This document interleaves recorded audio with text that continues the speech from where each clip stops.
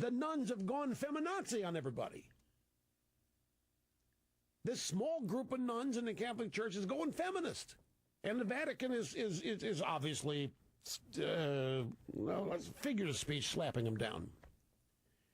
And the Vatican's trying to tamp it down and saying, no, that doesn't happen. There's no such thing as a feminist nun. Well, I was actually kind of amused by it because it's so far from the truth. It's obviously a caricature that doesn't apply. I mean, we're so much about living a deep spiritual life and serving the needs of people who are at the margins of society, caring for the poor as Jesus did.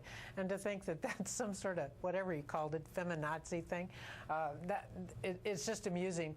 It also says that we've kind of riled him up, and the fact that we're maybe being effective is he's getting offended. So well, I took it. Now, Sister, I know in your advocacy for the poor, it includes an objection that you have to the Paul Ryan budget. I want you to listen to what Paul Ryan has had to say about about the role that Catholicism has played in his budget. Right. The preferential option for the poor, which is one of the primary tenets of Catholic social teaching, means don't keep people poor, don't make people dependent on government so that they stay stuck in their station in life. Help people get out of poverty onto life of independence. Sister Simone, your response. Well, actually, that little piece is fine. The problem is that's the only piece that Congressman Ryan has, because his answer is that everybody needs to do that individually. And the fact is, the other piece of Catholic social teaching that is at the core of this is that we also are all about solidarity and community, and that no one can do this alone. Only together, as community, having each other's backs, can anyone move, develop, grow, have a life that is fulfilling and full of dignity.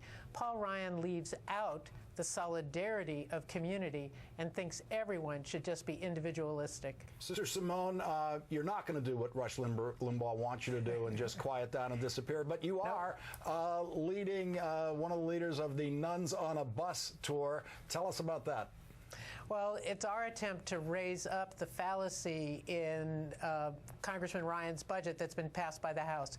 This budget will devastate people who are poor in our country. It completely eviscerates the social safety net. And you know what? It shifts that money to further tax cuts for the wealthy and more money for the Pentagon, just at the time where our economy is so fragile and people in poverty really need it. So the challenge that is here is going to be on the bus, speaking out in 9 states over 2 weeks to show what the problems are.